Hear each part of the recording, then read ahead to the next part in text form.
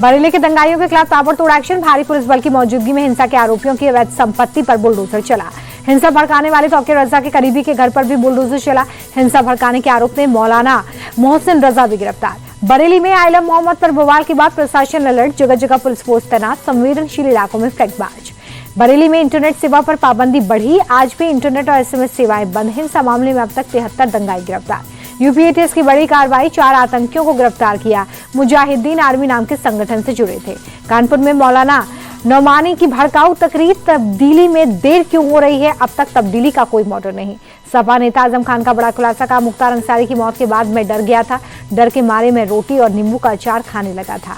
आजम खान का फिर अखिलेश यादव पर तंज, कहा वो बहुत बड़े आदमी हैं, मैं गली में रहने वाला एक छोटा सा इंसान। देहरादून में देर रात आपत्तिजनक पोस्टर से बवाल, सड़क पर उतरे मुस्लिम समुदाय के लोग, मौके पर पहुंची पुलिस ने भीड़ को खदेड़ा। हिरासत में विवादित टिप्पणी करने वाला युवक, संवेदनशील इलाकों में बढ़ाई गई सुरक्षा। पुलिस ने कहा कानून व्यवस्था बिगाड़ने वालों पर होगी कार्रवाई। आइलम मोहम्मद विवाद पर बोले सीएम पुष्कर सिंह धामी, त्योहारों में उपद्रव पैदा करने की साजिश। देश विरोधी ताकतें भारत को मजबूत नहीं दिखाना चाहती। बिहार में एसआईआर के बाद फाइनल वोटर लिस्ट जारी, 7 करोड़ 42 लाख मतदाताओं के नाम। चुनाव आयोग ने वेबसाइट पर लिस्ट अपलोड की। फाइनल लिस्ट में 47 लाख वोटर्स के नाम काट दिए गए हैं। वोटर रिवीजन लिस्ट में बिहार में पहले 7 करोड़ 89 लाख वोटर्स थे।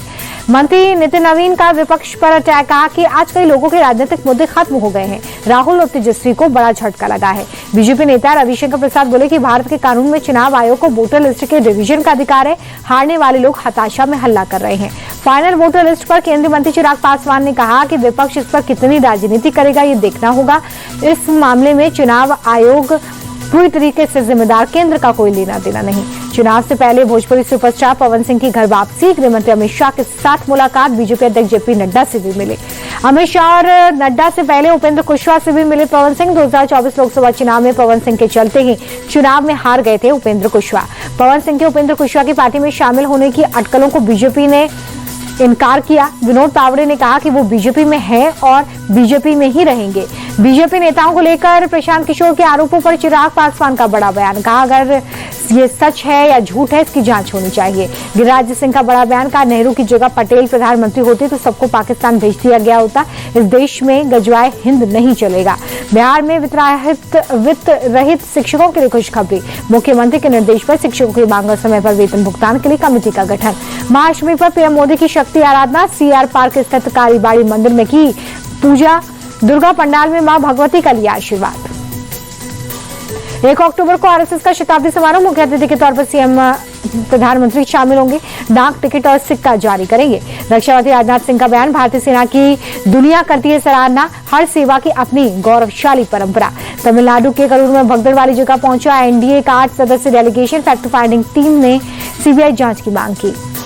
एनडीए डेलीगेशन के सदस्य अनुराग ठाकुर ने स्टालिन सरकार को घेरा, कहा कि इतनी बड़ी भीड़ को क्यों नजरअंदाज किया गया, टीवी के पार्टी भी जिम्मेदारी से नहीं भाग सकती।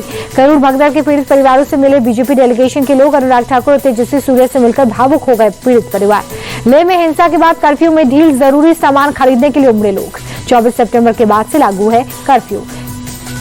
चैतन्यानंद सरस्वती मामले में बड़ा खुलासा, कई एयर होस्टेस के साथ मिली बाबा की फोटो, मोबाइल से लड़कियों के कई चैट्स भी मिले। के शास्त्री भवन में बड़ा हादसा, बंदर के हमले से अधिकारी 7वीं मंजिल से गिरे, दीपक खोड़ा अस्पताल में भर्ती।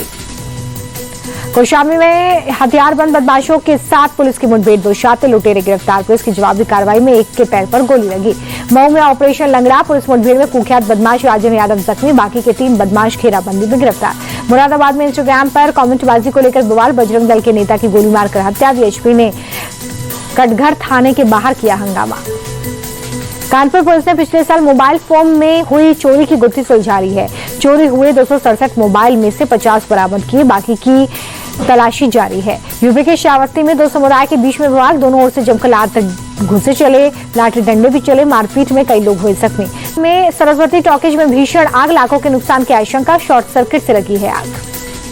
मेरठ में 50 करोड़ की बीमा फ्रॉड का खुलासा, आरोपी ने इंश्योरेंस कंपनी से पॉलिसी का पैसा लेने के लिए पत्नी और मां बाप को मारा। इस साल अप्रैल में पिता की मौत के बाद बीमा क्लेम कर फंसा आरोपी, जांच में पिता के नाम पर 64 पॉलिसी निकली। चौथी पत्नी बोली मुझे भी मारना चाहता था।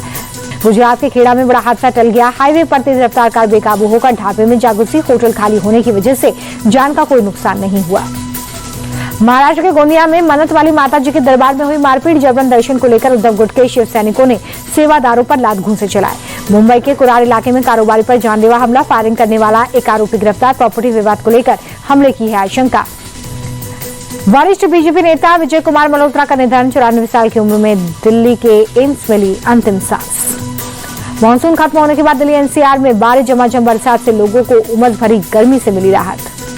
मामूली गिरावट के साथ बंद हो गया शेयर बाजार, सेंसेक्स 97, निफ्टी 24 अंक लुढ़का। अनार की डॉलर के मुकाबले रुपए में 4 पैसे की गिरावट, $1 की कीमत 88 रुपए 79 पैसे।